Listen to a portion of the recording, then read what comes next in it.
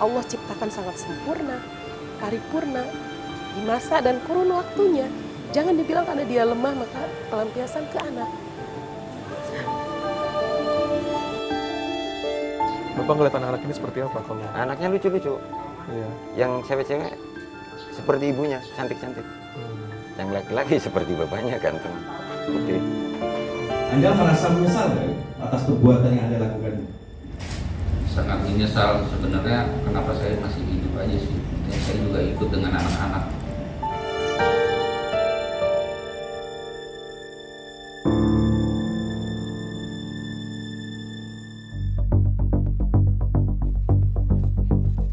Hati orang tua mana yang tidak hancur mendengar kejadian di Jakarta Selatan awal Desember ini?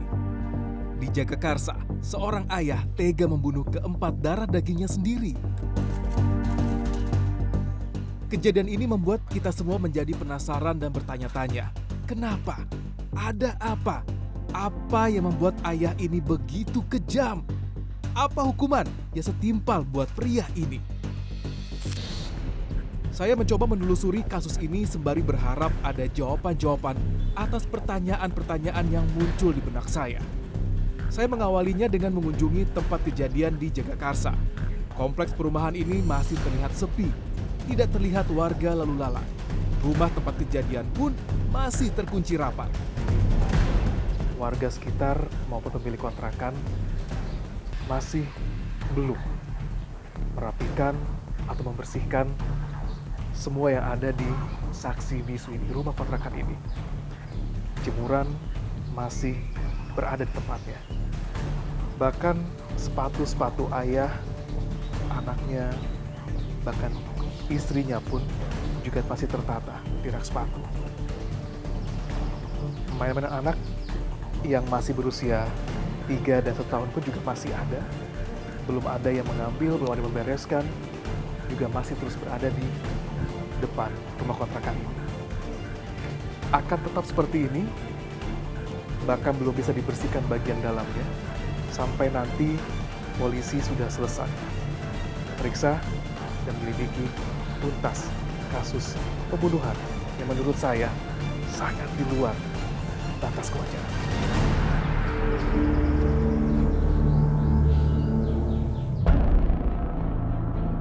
Entah kapan rumah kontrakan ini bisa dibersihkan dan disewakan lagi. Asmaro sang pemilik rumah masih ingat bagaimana ia mendapat kabar adanya bau tak sedap dari dalam rumah. Rumah itu dihuni suami istri Panca dan DM bersama 4 anak mereka. Berkali-kali Asmaro menghubungi pria yang sudah 2 tahun mengontrak rumah itu, tetapi tidak ada jawaban. Rabu 6 Desember 2023, Asmaro dibantu adik dan kakak Panca beserta sejumlah warga akhirnya mendobrak pintu rumah kontrakan itu untuk mencari asal bau menyengatnya. Karena 15 kali saya telepon Pak Panca, saya WhatsApp, nggak ada balasan. Jadi kita bongkar aja yuk. Ini banyak saksinya kok. Dari pihak Panca ada, pihak adik istrinya ada, udah. Iya, ditendang berdua, langsung jebol. Saya hanya duduk di teras. Ya, saya mantau dari luar karena saya takut terjadi sesuatu gitu. Kok baunya beda? Pas itu coba deh adiknya dulu, keluarganya dulu masuk gitu. Saya sambil duduk. Suami saya udah. Terus dia teriak, astagfirullah gitu kan. Pak RT. Terus kalau adiknya, kenapa jadi begini? Kakaknya langsung nangis. Dia belum lihat kamar.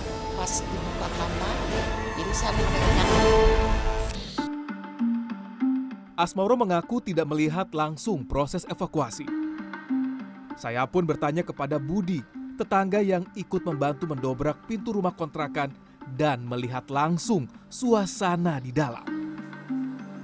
Budi pula yang membantu adik dan kakak Panca keluar setelah hampir tak sadarkan diri setelah melihat situasi di dalam rumah. Anak-anak Panca yang berusia 1, 3, 4, dan 6 tahun ditemukan telah meninggal dunia. Jasad mereka berada di tempat tidur tepat di samping kamar mandi tempat ayah mereka ditemukan dalam kondisi lemah. Setelah si itu abangnya itu mencari mungkin ponakan di mana, ada kamar gelap, disenter pakai baterai dari HP, kelihatannya itulah mayat korban-korban 4 itu. Semuanya hampir pingsan, abangnya tersungkur, adiknya tersungkur. Saya gelundung-gelundungin keluar, astagfirullahaladzim, yang sabar segala macam. Pak RT langsung tutup lagi, nunggu polisi datang. Selanjutnya itu Polsek, Polres, semua turun, Polda juga ada. Demikian.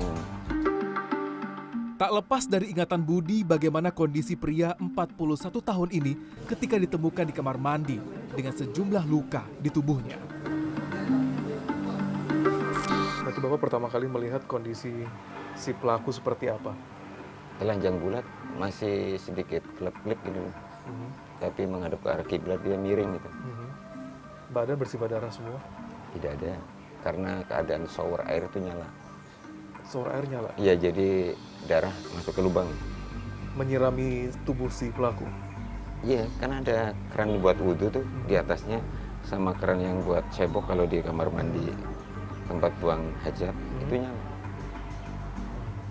Nyala, airnya maksudnya dalam keadaan. Jadi dia telanjang tapi bersih.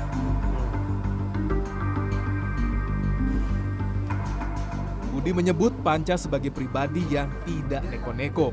Begitu pula dengan DM istrinya. Budi memang pernah mendengar pasangan yang sudah menikah selama 6 tahun ini cekcok, tetapi ia tidak ambil pusing. Cucu Budi juga kerap bermain dengan anak-anak Panca di sekitar rumah kontrakan. Pak Budi, Iya. sebagai tetangga, sejauh mana Pak Budi mengenal pelaku dan korban dan juga mungkin anak-anak? Pelaku seperti umumnya masyarakat lain, keluar beli rokok, beli sayur, jemur baju, kalau lewat ya halo bro atau gimana. Tipikal yang suka bergaul dengan bapak-bapak di sini atau Malam. banyak mengikuti kegiatan-kegiatan? Malam begadang-gadang. Suka begadang, Pak? Begadang. Masih banyak pertanyaan yang belum terjawab. Apa yang menyebabkan terjadinya kekerasan ini? Saya menuju Polres Jakarta Selatan yang menangani kasus ini. Saya bertemu dengan Kompol Henrikus Yosi, Wakasat Reskrim Polres Jaksel. Menurut Kompol Yosi, semua berawal dari adanya KDRT yang dialami istri Panca, Ibu DM. Ibu dari keempat anak yang meninggal tersebut mengaku menjadi korban kekerasan yang dilakukan oleh Panca pada 2 Desember. DM kemudian dibawa ke rumah sakit untuk divisum dan dirawat. Panca pun dilaporkan ke polisi oleh adik DM yang kebetulan datang ke rumah saat itu. Panca sempat menandatangani surat pernyataan tidak akan melakukan kekerasan terhadap istrinya lagi. Ia memohon tidak ditahan karena harus ada yang merawat anak-anak sementara sang istri dirawat di rumah sakit. Berdasarkan pemeriksaan, polisi menduga cekcok suami istri ini disebabkan masalah finansial. Panca bekerja serabutan, sementara istrinya memiliki pekerjaan tetap. Panca juga terbakar cemburu dan menduga istrinya memiliki hubungan dengan pria lain. Panca lantas gelap mata dan dengan keji membunuh keempat anaknya. Ini dilakukan pada Minggu 3 Desember 2023 saat sang istri dirawat di rumah sakit. Apa yang dilakukan anaknya sehingga anaknya bisa meninggal dengan Kalau perbuatan yang dilakukan oleh saudara PD, dia menjelaskan bahwa diawali dengan anaknya yang paling kecil atau anaknya yang bungsu, yang usia 1 tahun. Yang bersangkutan membekap hidung dan mulut dari anaknya tersebut kurang lebih 15 menit. Hal serupa saudara PD lakukan kepada anaknya yang ketiga. Dilakukan seperti itu, kemudian berurutan kepada anaknya yang kedua dan anaknya yang pertama. Ini adalah unsur perencanaan yang kami temukan. Artinya, yang bersangkutan melakukan hal ini dengan sadar, dengan maksud bahwa dari anaknya yang paling kecil. Alasannya adalah kalau dimulai dari anaknya yang pertama, bisa jadi anaknya yang kedua, ketiga akan melihat dan menangis. Sehingga tetangga kanan kiri bisa tahu. Selama dirawat, sang istri sempat menghubungi Panca, menanyakan kondisi putra-putrinya namun Panca menjawab mereka sedang di rumah kerabat. Tidak hanya istri, Babin Kamtibnas juga sempat beberapa kali menghubungi Panca setelah pelaporan KDRT pada 2 Desember. Namun, Panca tidak menjawab. Tim bahkan sempat menyambangi rumah kontrakan, tetapi lagi-lagi tidak ada jawaban dari dalam rumah. Ini dilakukan hingga Selasa 5 Desember. Selanjutnya, tanggal 4 Desember, yakni hari Senin, ya, Babin Kamtibmas yang tadi juga yang pada hari Sabtu juga mendatangi TKP, kembali mengecek TKP pada hari Senin. Nah, kemudian bersama dengan warga mencoba kembali untuk menggedor ataupun mengetok pintu tersebut, pintu rumah itu. Namun, tidak ada respon sama sekali. 5 Desember 2023, ya, ada informasi dari saudari DM, bahwa saudari DM itu menginformasikan kepada pihak Polsek Jagakarsa bahwa dia di WA atau ditanya oleh suaminya, posisi ada di mana. Saudari DM menjelaskan bahwa dia masih ada di rumah sakit. Dibalas lagi, ditanya lagi bahwa anak-anak ada di mana. Dijelaskan oleh saudara PD bahwa anak-anak bersama dengan saya menginap di rumah temannya. Di rumah temannya. Ya. Kemudian ditanya tentang keperluan anak-anak seperti susu, popok, dan sebagainya. Dijawab, ada bawa tapi hanya sedikit. Nah, saudari DM pun menjelaskan bahwa pulang dulu karena kasihan perlengkapan anaknya cuma sedikit. Selama beberapa hari itu Panca ternyata tetap berada dalam rumah dan menutup diri. 4 hari Panca berada dalam satu rumah dengan jasad anak-anaknya. Meski tidak makan, Panca ternyata sempat meminta salah satu tetangga untuk membelikan minuman isotonik pada Rabu pagi. Ia juga mengaku sempat 2 kali mencoba bunuh diri dengan menyayat pergelangan tangan dan perut, tetapi gagal. Saksi membenarkan bahwa yang bersangkutan dimintai tolong oleh saudara PD untuk membelikan 4 botol minuman isotonik. Namun, yang bersangkutan tidak berhasil bertatap muka dengan saudara PD karena permintaannya adalah taruh saja di depan pintu. Dan ini kan ada rentang waktu cukup lama dan ketika diduga dibunuh hingga akhirnya ditemukan, gitu ya. Selama rentan waktu yang beberapa hari tersebut, berdasarkan hasil dari penyidikan polisi kepada saudari PD ini, apa yang dilakukan oleh dia selama beberapa hari itu? Jadi mulai dari hari Minggu siang, Senin, Selasa, hingga Rabu, yang bersangkutan itu hanya berdiam di dalam rumahnya, tidak makan dan tidak minum. Nah, setelah melakukan aksi kejinya di hari Minggu siang itu, yang bersangkutan melakukan percobaan bunuh diri. Nah, dengan cara mengambil pisau dapur, kemudian menyayat pergelangan tangan kirinya.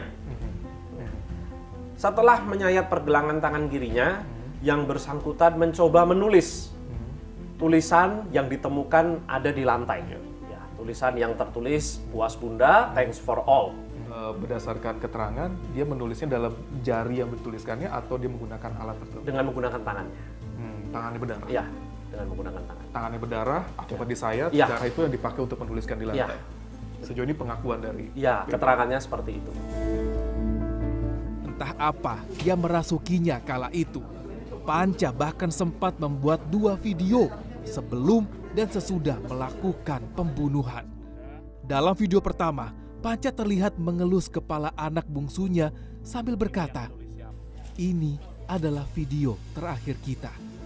Sementara anak-anak yang lain sedang asik menonton TV. Sedangkan di video kedua, terlihat kondisi anak-anak yang sudah tidak bernyawa di kasur diletakkan secara berjajar. Sampai pertengahan Desember, Panca masih dirawat di Rumah Sakit Polri Kramat Jati, Jakarta Timur. Ia ditempatkan di ruang tahanan khusus. Saya diizinkan untuk melihat sebentar bangsal tempat Panca dirawat dan dimonitor. Jadi ini adalah gedung di mana pelaku pembunuhan 4 orang anaknya ini, P ini, ditahan dan diperiksa secara mendalam selama 14 hari. Dan memang kamera tidak boleh untuk naik langsung ke ruangan-ruangan atau unit-unit tempat pelaku ini ditahan, namun saya diperbolehkan untuk melihat bagaimana situasi di sana.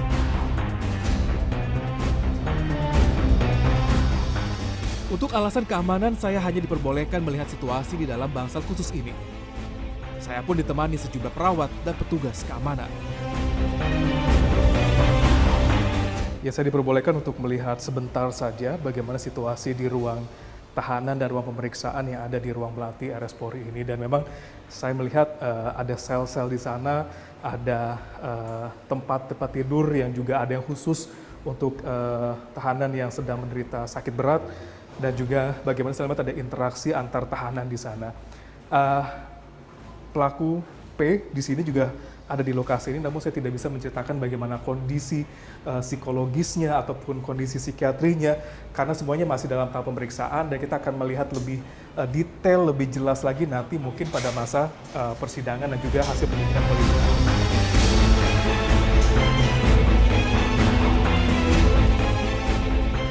Kepala Kantor Rumah Sakit Polri, Brigjen Haryanto menjelaskan kondisi Panca ketika tiba di sini. Pak Karumkit, mungkin bisa diceritakan dulu di awal ketika tersangka atau pelaku ini datang ke RS Polri, bagaimana kondisi psikologisnya atau kejiwaan pada saat itu?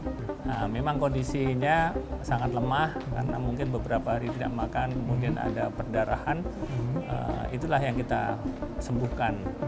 Walaupun dari segi tampak psikologisnya ini murung, kemudian sedih dan sebagainya. Kalau dari luka-luka luar yang didapati oleh tim dari RS Polri sendiri, apakah itu bisa dikatakan luka luar yang tidak terlalu dalam atau gimana sebenarnya kondisi luka di tubuhnya? Ya, jadi kalau dalam ilmu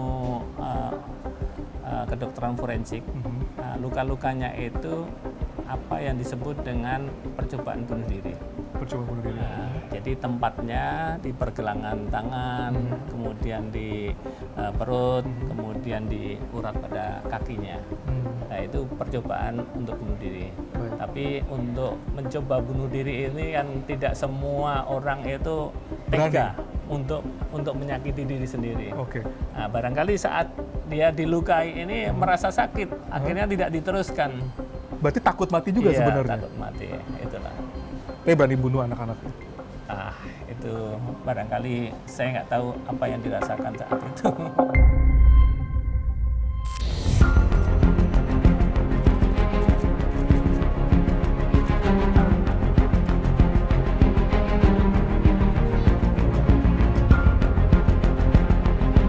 Anda merasa menyesal atas perbuatan yang Anda lakukan? Sangat menyesal sebenarnya, kenapa saya masih hidup aja sih. Ya, saya juga ikut dengan anak-anak.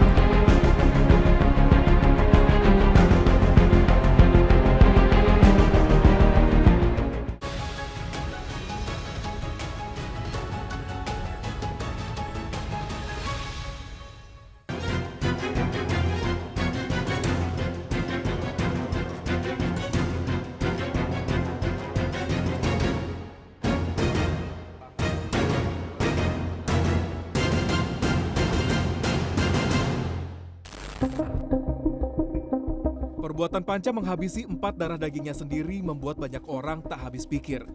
Seakan itu belum cukup, ternyata Panca juga membuat video sebelum dan sesudah menghilangkan nyawa anak-anaknya. Menurut Kompol Henrikos Yosi, tim penyidik menemukan video ini di ponsel Panca. Video ini tidak boleh disebarkan karena amat memantik emosi orang yang menontonnya. Anda merasa menyesal atas perbuatan yang Anda lakukan? Sangat menyesal sebenarnya, kenapa saya masih hidup aja sih. Ya, saya juga ikut dengan anak-anak. Memang Anda tahu istri Anda selingkuh? Iya, karena saya melihat dari pertama bukti dari chat WA WhatsApp, lalu saya sempat telepon itu lakinya, tapi nggak lama diblokir. Terus yang di hari Minggu saya hack Instagram istri saya baru lihat itu secara detail. Ternyata bukan 1 orang aja, ada 3 orang. Menurut Yosi, ibu korban juga mengalami goncangan emosi yang luar biasa akibat kepergian keempat anaknya ini. So dari DM sendiri sudah diperbolehkan pulang dari Rumah Sakit Pasar Minggu beberapa hari yang lalu. Oke. Sudah beberapa hari yang lalu yang bersangkutan sudah pulang. Kondisi kejiwaan emosional dari M sejauh ini pemantauan dari teman-teman dari Tentu saja dari kondisi kejiwaan, apalagi yang bersangkutan shock. Nah ini tentu saja masih membutuhkan pendampingan yang ketat. Pendampingan yang ketat karena memang yang bersangkutan pasca menerima informasi ini shock, terkejut, dan bersedih. Ketua Komisi Perlindungan Anak Indonesia, Ai Mariyati, mengaku sangat emosional menghadapi kasus ini. Meski terbiasa mengawal kasus-kasus kekerasan terhadap anak, kasus di Jagakarsa ini menurutnya sudah sangat berlebihan. Ai tak sanggup membendung kesedihan dan air mata. Sekali lagi kasus ini harapan kita semua tidak terjadi lagi ya. Dan anak ini adalah anak yang Allah ciptakan sangat sempurna, paripurna di masa dan kurun waktunya. Jangan dibilang karena dia lemah maka pelampiasan ke anak. Sehingga yang harus kita tanamkan pada semua orang adalah anak ini pemberian dari Tuhan. Anak ini amanah loh. Bukan dia yang memilih lahir dari dirimu dan di keluargamu. Tapi ini giften, ini sesuatu asasi yang sangat fundamental yang harus dimiliki oleh kita semua sebagai manusia.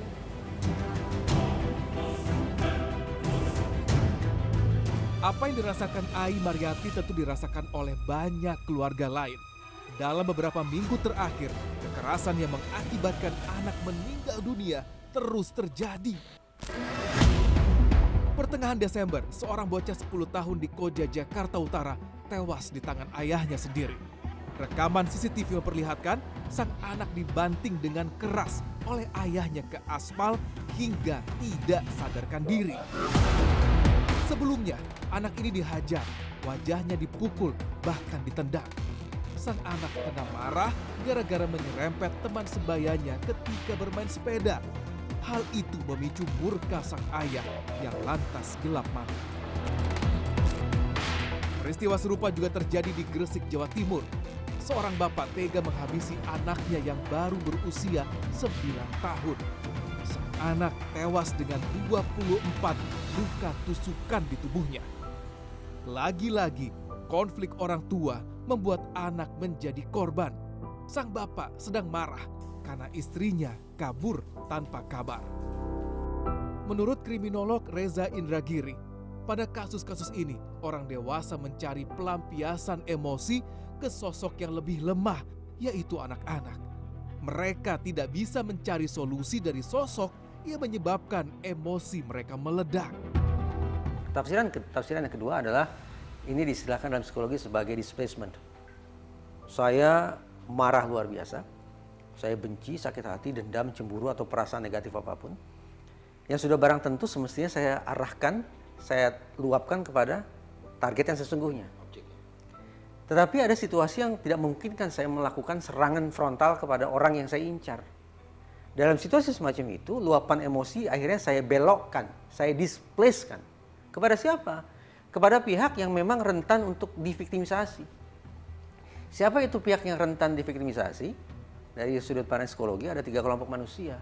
Salah satunya adalah anak-anak.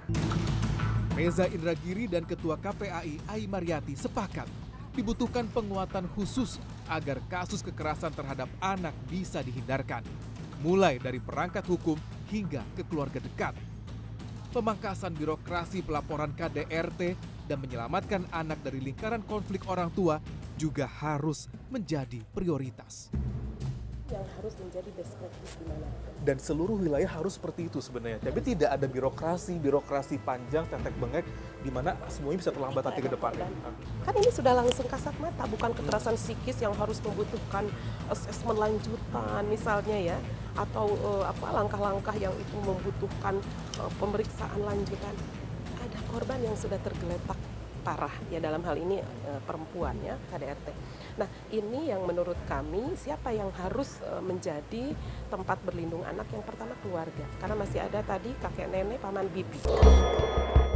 Penguatan semacam inilah yang akan terus disempurnakan oleh kepolisian agar tidak ada lagi jeda antara aksi kekerasan di lingkungan rumah dengan penindakan aparat, sehingga tidak lagi jatuh korban. Pak Kapolres, satu lagi pertanyaan. Apabila nanti ada ke depan ada laporan terkait KDRT, apakah yang dilakukan nanti adalah menyelamatkan korban KDRT? Lalu bagaimana dengan anak-anak yang berada dalam lingkungan keluarga tersebut? Kira-kira Pak, apakah juga akan ada pendampingan untuk dilepas atau dijauhkan dari pelaku KDRT-nya? Atau gimana sebenarnya ke depannya Pak? Betul, asesmen itu dilakukan secara bersama-sama. Ya, tidak hanya aparat penegak hukum, stakeholders, aparat pemerintah, tetapi juga keluarga di circle terkecil lingkup rumah tangga ataupun di circle kakek, nenek, paman, bibi itu juga perlu didiskusikan. Nanti disitulah dicapai kesepakatan perlindungan terbaik untuk alasan kemanusiaan terhadap korban KDRT, terhadap anak yang perlu diantisipasi dampak dari KDRT itu dan lain sebagainya, itu juga perlu Berarti nanti ke depannya apabila ada pelaku tersangka KDRT akan langsung diamankan ya Pak ya gitu. Jadi tidak ada mediasi untuk bisa dikatakan tetap ada di lingkungan selama atau ini di sudah rumah. selama ini sudah diamankan ya, dan itu hasil asesmen bersama. Kayak tadi perlu disepakati kembali, dikuatkan lagi kerjasama stakeholder tadi ya. Iya. Dan juga keluarga juga pasti juga harus punya involvement berat di Iya, situ. tentunya seperti itu ya Mas. Ya. Dan kini tinggal menunggu persidangan Panca, ayah yang membunuh keempat anaknya di Jagakarsa. Polisi terus mengumpulkan bukti dari tersangka yang dikenakan pasal pembunuhan berencana dengan hukuman maksimal. Ancaman hukumannya mulai dari pidana penjara seumur hidup bahkan hingga penjatuhan pidana mati.